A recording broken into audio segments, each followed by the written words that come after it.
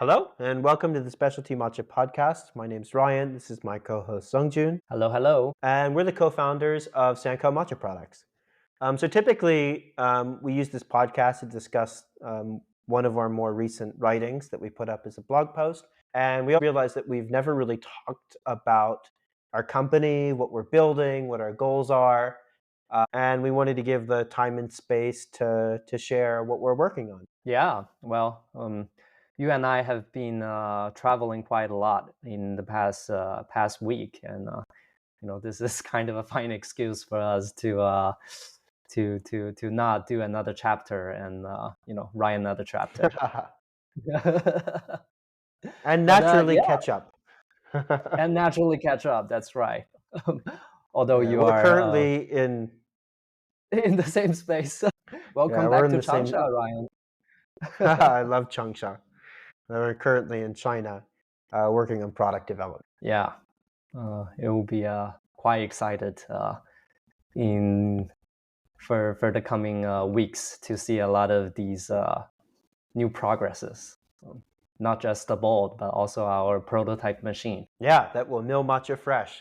In a week or two from when this is released, we'll all get to see our prototype for the first time, which is a countertop machine that will be able to mill matcha fresh.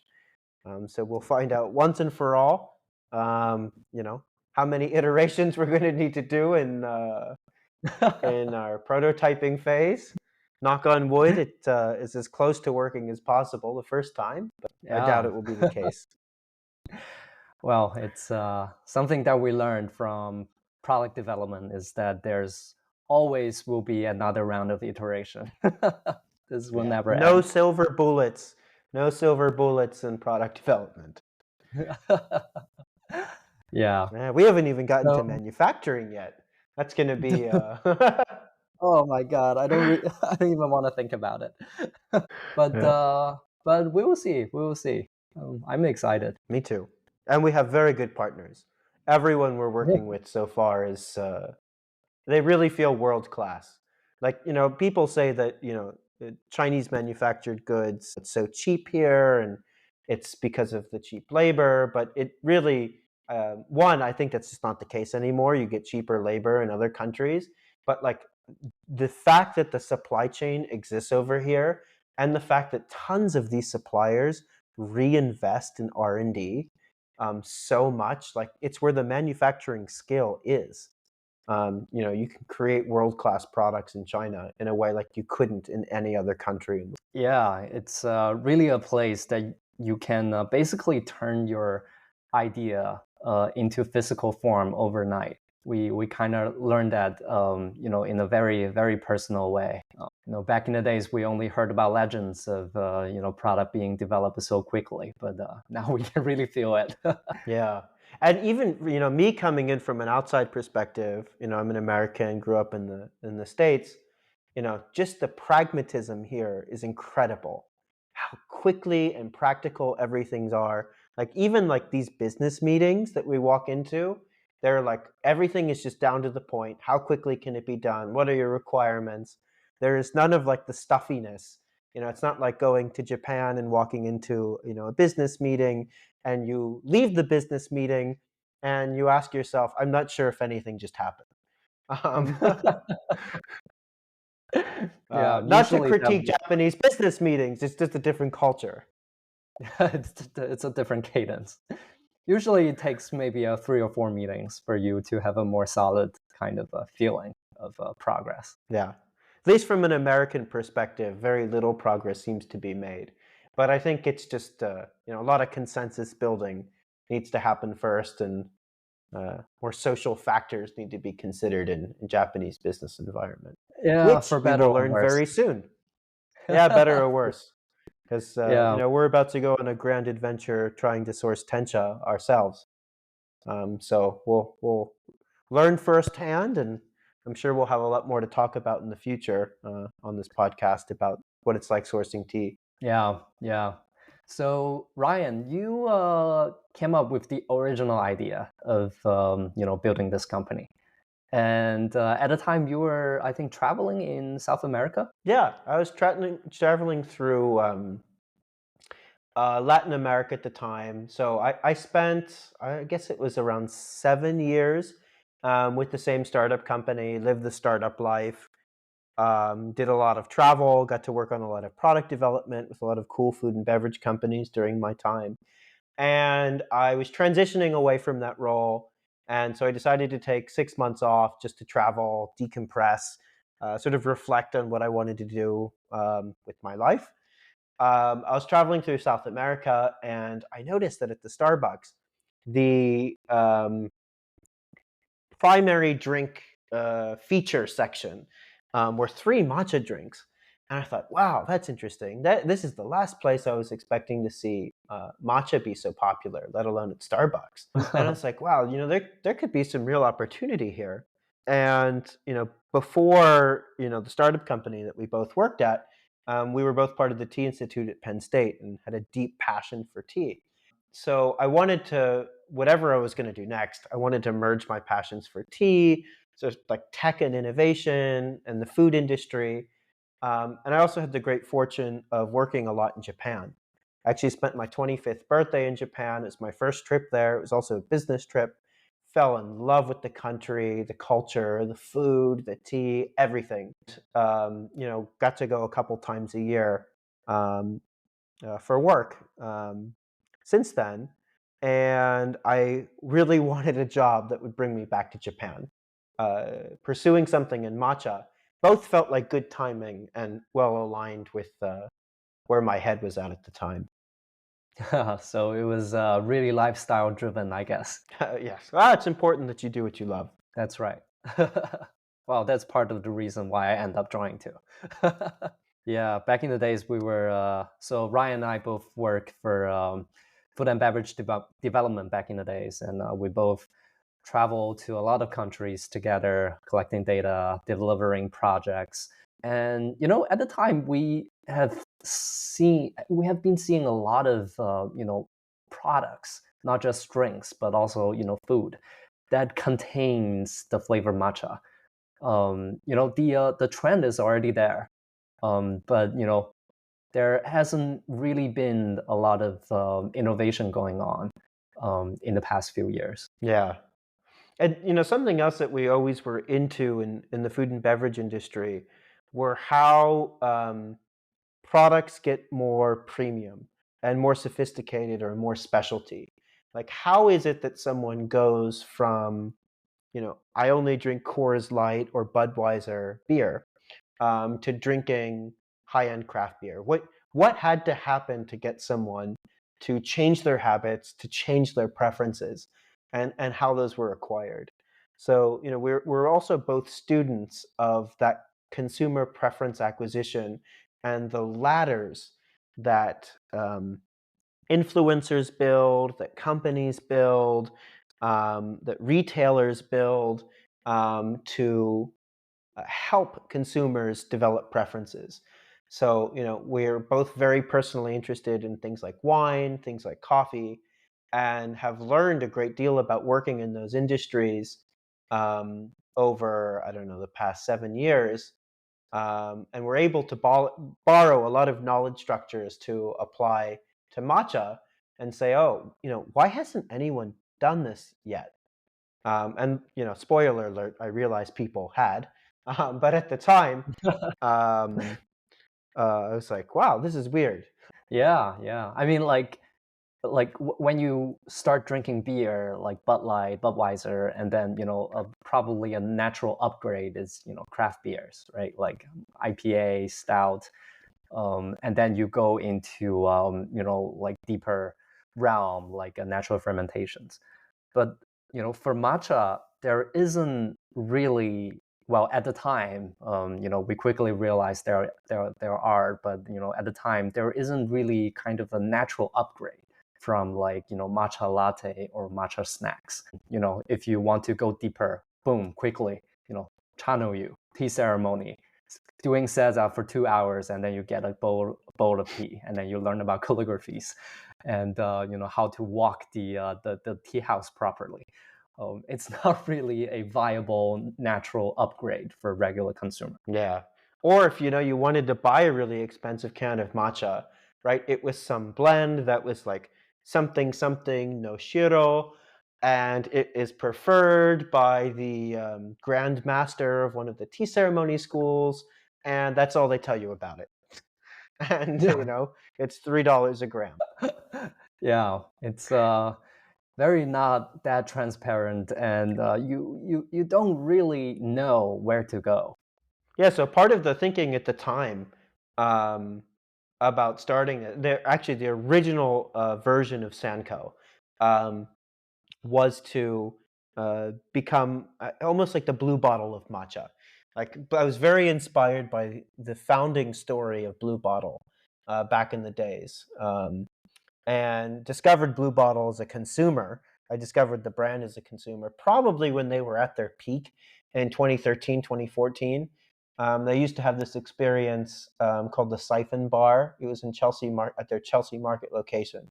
When you went up the stairs, this is now gone, but it used to be there, and it was a nod to Kisaten style Japanese coffee preparation, but in a more contemporary way with fantastically sourced coffee. So I think there were only 4 seats there. There was a coffee professional. There's this huge menu. You could get it prepared almost any way. And there was this dialogue, and you'd order this coffee and you'd talk about it with them. And it's a really interesting space. And the primary sensory experience of drinking that coffee and learning about it and appreciating the way it was processed and roasted and sourced, etc., was really at the center of that experience. It was almost also, everything, all the distractions of that were stripped away. Like, they weren't trying to upsell you on something or get you to buy a T-shirt. It was just the putting the beverage front and center. So it's like, why doesn't this exist for matcha? Um, and it was, It you does. know, yeah, it does, but it just doesn't really in the States until very Yeah, recently. Does this not in the States at the time. Yeah, that would be chapter 2 of this story. For some foreshadowing.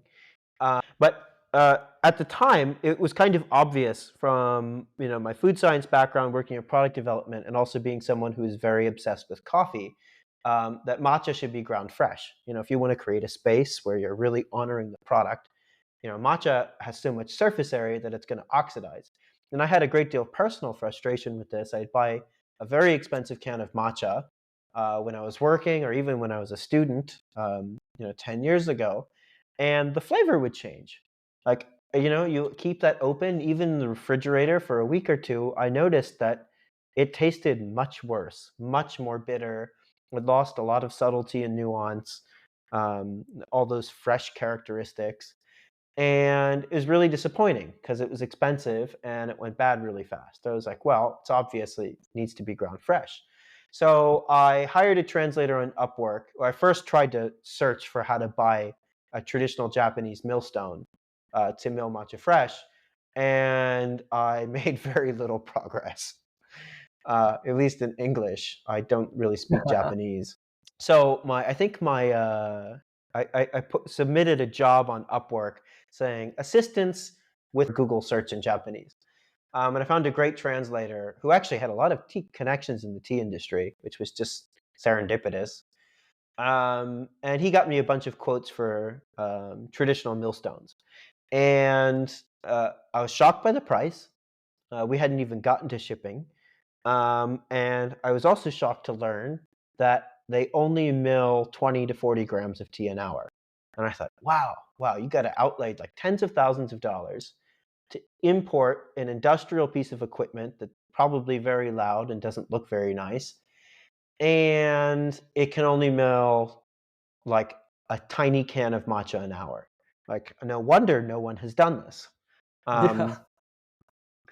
and I had a light bulb moment. I was like, wow, there has been no innovation in matcha milling ever, right? They just took Stone Age technology, or maybe it's a little more sophisticated than Stone Age technology. Millstones like this have been used since Song Dynasty, probably even before, but not for tea. But for making powdered tea since the Song Dynasty, and all they did was strap a motor on top. So it felt a little crazy to me. So I did a deep dive into the literature about what makes each use special, and how you need to be careful for milling temperature, and you need a certain shape of particles, and you need to get them to a certain size. And it took me a long time to really figure out, okay, what's the goal? When you're milling matcha, what's the goal?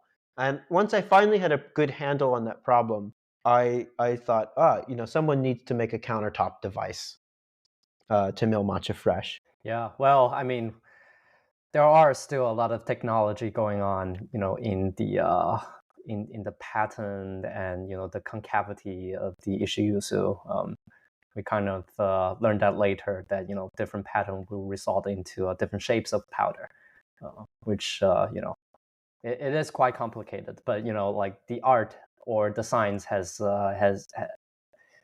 existed for so long that like there has been very little innovation in terms of commercializing in a modern way uh, that have been going on there. Yeah, it's also very gate kept. I think there are around a dozen people alive in Japan that know or are certified how to make ishiusus. And like it's a very protected craft. And there are not very many like master craftsmen that make these things. Which I think is another reason why one, Japan is a very traditional culture, but um, in the case of millstones, it's another reason why there hasn't been very much innovation in the space. Yeah. Well, I guess sourcing all of the hardware equipments was one of the main reasons that we didn't end up pursuing that route. Ryan, you've been to MTCH in Bangkok. Um, they're kind of doing things that met your envision at the time of next generation matcha. Can you Yeah, share us a little bit more about your experience over there and your thinkings? yeah. So after leaving Latin America, I went to Southeast Asia to travel for a bit. First to Malaysia, and then later on to Thailand. And completely coincidentally, around that time, I had first learned of a company called Oika, run by Mark, who's has traditional Japanese millstones and is milling matcha fresh in New Jersey. But I think his brand was just getting started at the time. It's like October 2022. And I just discovered him and I messaged him. He happened to be in Bangkok at the same time. So I messaged him and said, like, hey, I'm a tea person, would love to meet up. Um, and we met up at a place called MTCH, which is a contemporary matcha bar in Bangkok. And Mark introduced me to that tea house, and he actually later created a YouTube video about it, which I highly recommend watching. And MTCH completely changed the way I viewed what I think the future of matcha can be. It is a cafe that feels completely contemporary. You have none of the Starbucks feel. It's a lot more of the blue bottle feel. And they don't serve coffee. It's just matcha. And they have tons of both their own house-made blends, which are made for different reasons to express different flavors. And they're very good about communicating that. And they tell you what's in the blends, and as well as single cultivar. And it was there that I realized, wow, I actually didn't realize that matcha came in different cultivars. Over the course of that trip, I went back many, many, many times, and have been back many times since, and worked their way through the menu. And it just opened my eyes to what matcha could be. And then later on, they bought their own millstone too. And I was like realizing, this is a real problem space, and not like I'm not the only one seeing this. That matcha should be ground fresh. It made me realize that there was a window of opportunity opening, um, because there was more awareness and hopefully growing demand because people like Mark and people like MTCH were investing so much in the ability to mill matcha fresh. So then I realized, well, the infrastructure to make matcha radically better doesn't really exist in a scalable way, without creating tons of these ishiusus that are only really made by a dozen people. Let's apply some technology and material science to this problem. Um, Yeah. and And also the unit production of each Ishiyuzu is just so low.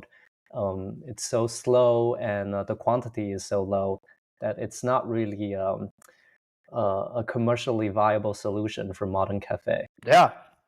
No, not commercially viable for almost anyone. You know, they're loud, they're heavy, they're hard to move, they're industrial pieces of equipment, and you know, Um, if something goes wrong with that equipment, it's not like you can just call someone up for maintenance. You know, yeah, better you you try better luck waking up grandpa from Japan in the middle of the night trying to fix the problem. That's not gonna happen. But it's not just the grinder. It's also a lot of stuff. You know, the bowl, the whisk, all of the equipment are just like this weird retrofitting of legacy devices that was made for ceremonial purpose in the past, that people are nowadays using them for commercial usage. What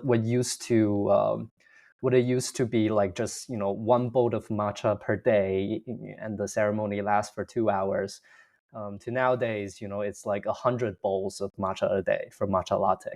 Very different use case, but people are trying to retrofit all of these equipment into into a basically a different consumption scenario, and we it's not really going to work, and we've yeah, been and it seeing a lot of doesn't. people. Yeah. Doesn't work well, at least. I mean, there's a lot of very sad matcha setups, and that became very obvious. You know, the moment that we decided we wanted to get into matcha hardware. You know, looking at like, okay, who are these people using matcha equipment? Where is most matcha made and consumed? Well, the answer is cafes. And like, what tools do they have? And it was very obvious that a first product should be whisking bowls after looking at all of these setups. I was in New York at the time, and I was going around to different cafes, talking to baristas, asking about their matcha programs, looking at their setups. And I went to a very prominent cafe by a very well-known specialty coffee company in Midtown Manhattan, actually in Flatiron. And their setup was a very traditional, actually quite beautiful chawan that was covered in matcha on the side of the bowl. And they have this disgusting looking whisk that's turning black inside it. And they're weighing out their matcha. They have a temperature controlled kettle and everything. And it's the saddest matcha setup ever. And it looks so dirty and disgusting and sits right above their dishwasher. And I thought, this Oh my is a god. very sad sight. It's not just that place. It's a lot of these places with a matcha program that all of their equipments look sad. Yeah. And actually, that's around the same time when you started the company. So I was like, this matcha mill sounds very complicated, and you had just left your position at the last company for completely independent reasons. And we were chatting, and I was complaining about all these matcha setups, and I was like, you know what we should do? We should create whisking bowls and simplify this process so that no one ever has to use these ugly looking chawans. The chawans themselves look great, but they look really ugly when they're covered in matcha and not cleaned properly. So that people have a purpose-built device. And I'd be like, this would be the easiest thing to start our company or brand with. Like, could you help Yeah, me manufacture these in China? yeah. Well, both you and I are a student of Omoto Senkei School, Channel U.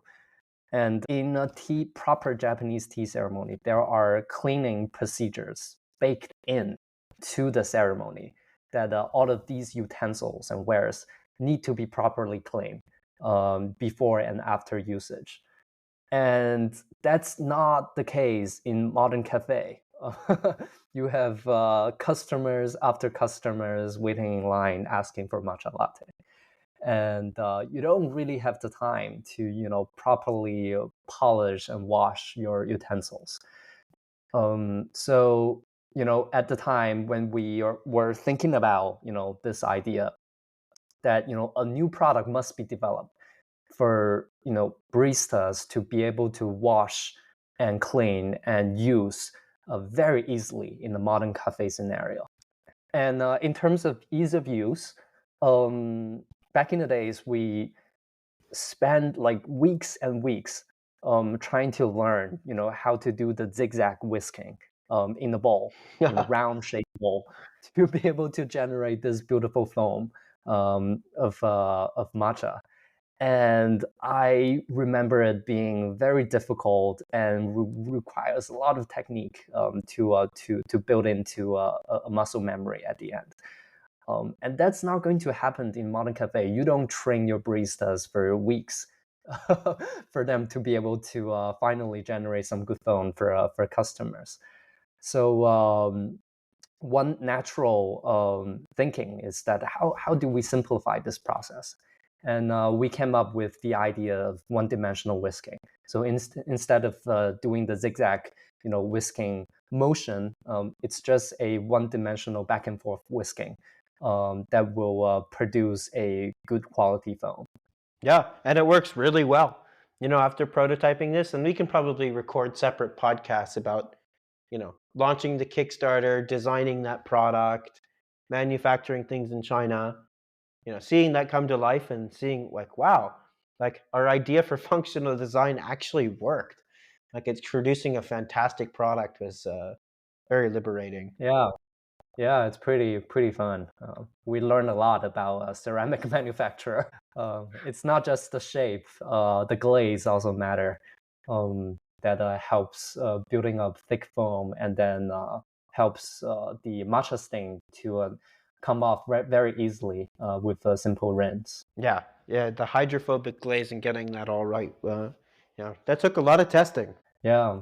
So it was really trying to develop a product with the intention of empowering baristas or how to make their life easier in the modern consumption scenario. Instead of simply creating a beautiful looking bowl that requires a lot of maintenance. Yeah, exactly. And I'd say, that's a large part of the goals for our entire company. For all the equipment that we want to create, we want to create contemporary teaware tools using new materials, functional design, technology to create a better experience, ultimately to increase the quality ceiling of matcha. How can we make it radically better? Using science, using tasting and sensory, um, to create the better tools to create a better product. So we Yeah, started with it's whisking bowls, but we're also looking at matcha whisking, matcha sifting, fresh ground matcha. And then, we also want to be able to source our own tea because right now there is no tencha supply. Even if you got an Ishiyusu to mill matcha fresh, you'd have to to get someone to sell you the tencha. But like right now, it's very difficult to buy tencha online. It's not like you have producers just putting it up for sale direct to consumer or something. yeah, it's still going to take some time for us to figure that process out. So, well, we are going to Japan soon, and we will figure that out.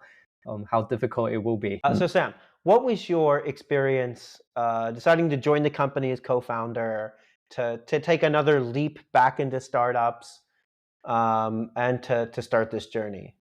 Yeah, I still remember so vividly sitting in your New York apartment with 20, 30 cans of matcha laying out on the table and some matcha grinding machine.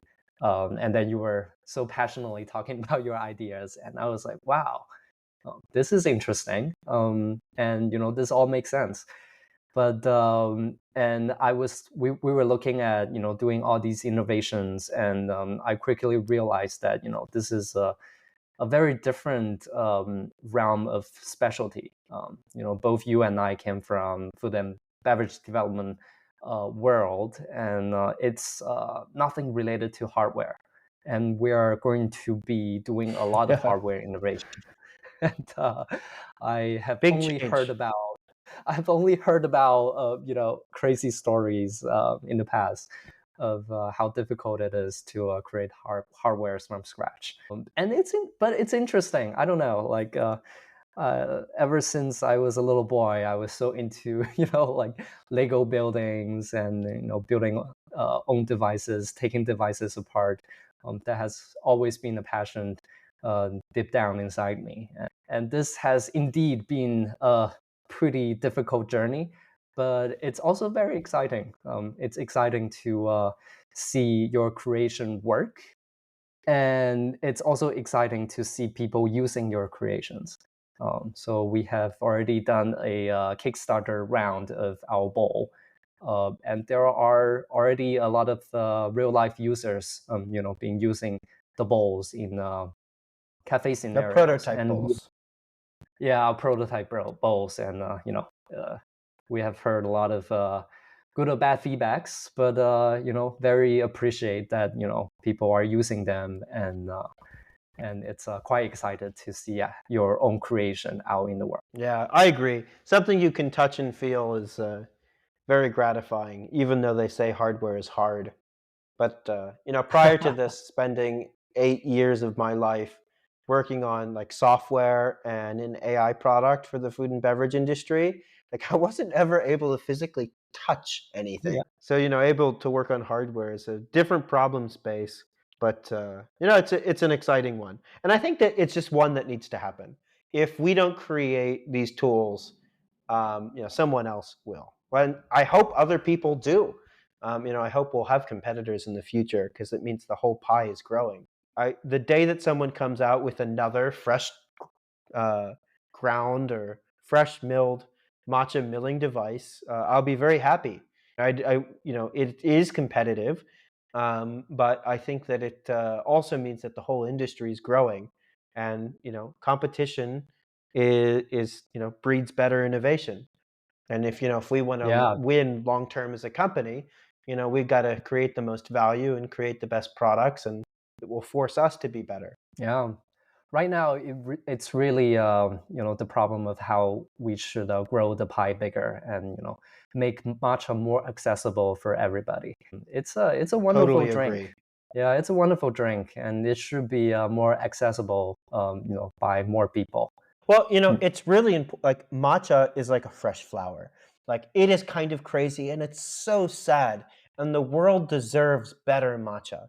Like imagine you have this beautiful, perfect rose, and then it gets shipped for 2 months in a cargo ship or container or in an airplane and then sits in a warehouse.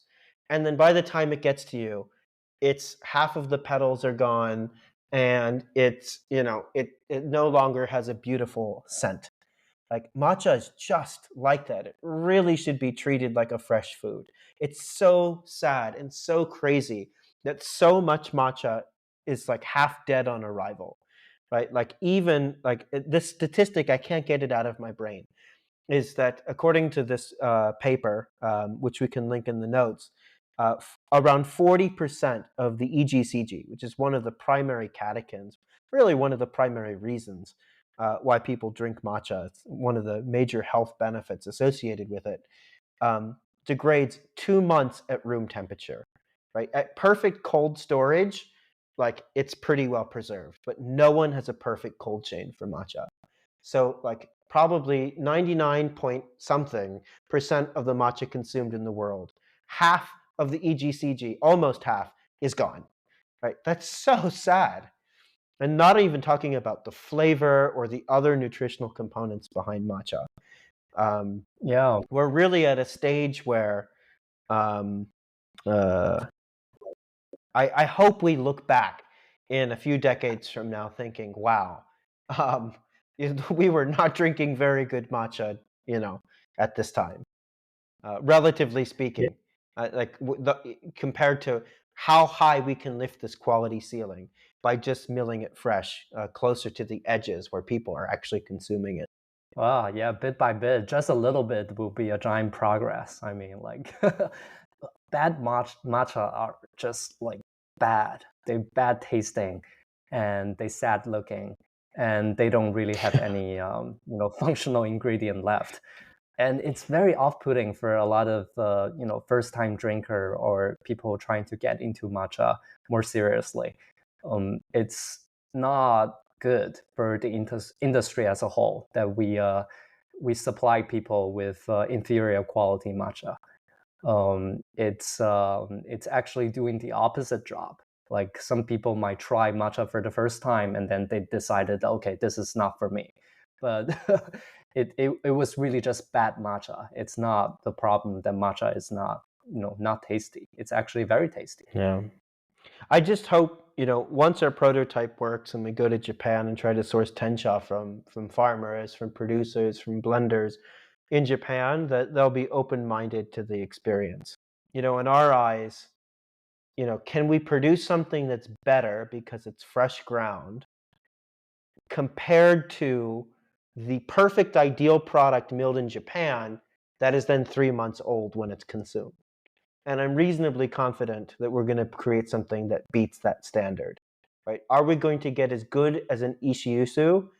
Probably not for the first version of this machine. Like, are we going to get very, very, very, very, very close?